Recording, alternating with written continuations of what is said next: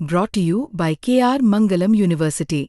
We provide you the platform to turn your dreams into reality. Give wings to your aspirations with KR Mangalam University. तो एक ही बात आप सब लोगों से कहूंगा कि जो श्रद्धेय माननीय प्रधानमंत्री श्री अटल बिहारी जी ने नरेंद्र मोदी जी ने अटल बिहारी वाजपेयी तो पहले काम किए थे। बिहार आया हूं तो अपने वचन पूरा करने के बाद आया हूं।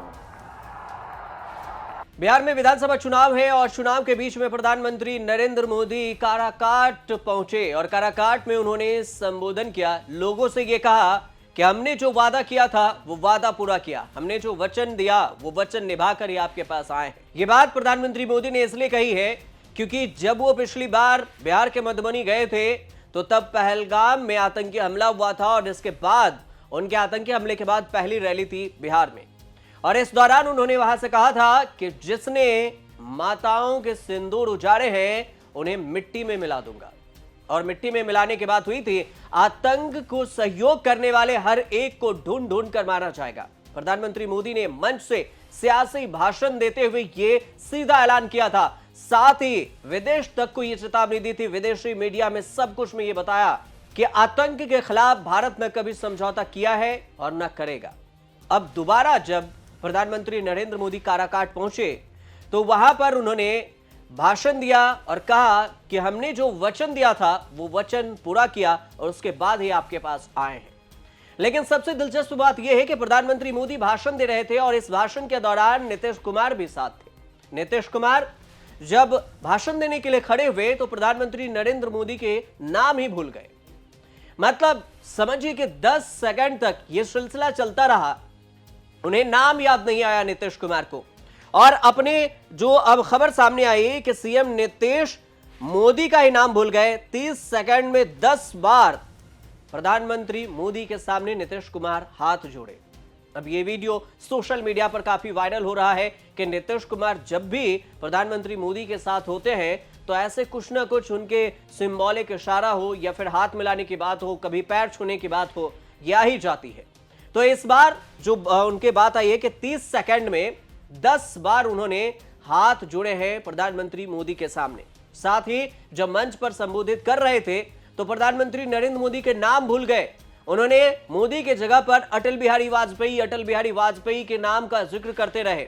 एक जो और दिलचस्प घटना घटित हुई वो ये कि प्रधानमंत्री मोदी के स्वागत में जब नीतीश कुमार मंच पर थे तो लोगों से उन्होंने बार बार दोहराया कि अरे खड़े हो जाइए, खड़े हो जाइए, खड़े होकर प्रधानमंत्री मोदी का आप अभिवादन कीजिए। अब इसकी चर्चा इसलिए भी होने लगी कि बार बार नीतीश कुमार प्रधानमंत्री मोदी के लिए इतने मुरीद कैसे हो जाते हैं कि जब भी प्रधानमंत्री मोदी बिहार जाते हैं तो वो ये कहते हैं कि आप मोदी के स्वागत में खड़े हो जाइए, बैठे बैठे स्वागत करेंगे तो अच्छा नहीं लगेगा। और मंच से सीधे तौर पर कह देते हैं, महिला हो, पुरुष हो, बुजुर्ग हो, बच्चे हो, कोई भी, कह रहे खड़े हो जाइए भाई, स्वागत कीजिए प्रधानमंत्री मोदी का। ये भी आपको बयान सुनवाते हैं कि नीतीश कुमार ने क्या कुछ कहा है।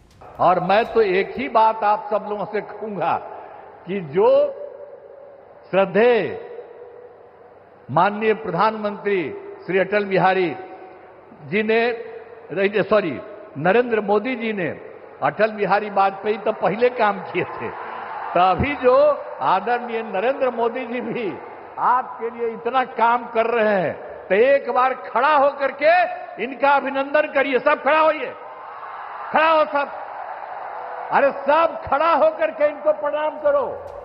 अब अंत में आपको यह भी बता दें कि बिहार में नवंबर में विधानसभा चुनाव है और विधानसभा चुनाव से पहले 2 गठबंधन है जिसकी चर्चा खूब हो रही है। एक गठबंधन एनडीए है, दूसरा इंडिया। एनडीए गठबंधन में बीजेपी समर्थित और जेडीयू है, तो दूसरी तरफ से चिराग पासवान भी है इसी में।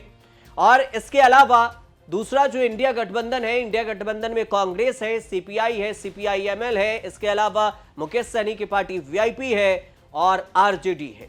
इस सब दोनों गठबंधन के बीच जो त्रिकोणीय मुकाबला की संभावना है वो है जो भी नई पार्टी बनाकर निकल रहे हैं वो प्रशांत किशोर की पार्टी जनसुराज हो, इसके अलावा भी 1-2 पार्टियां हैं जो निकली है।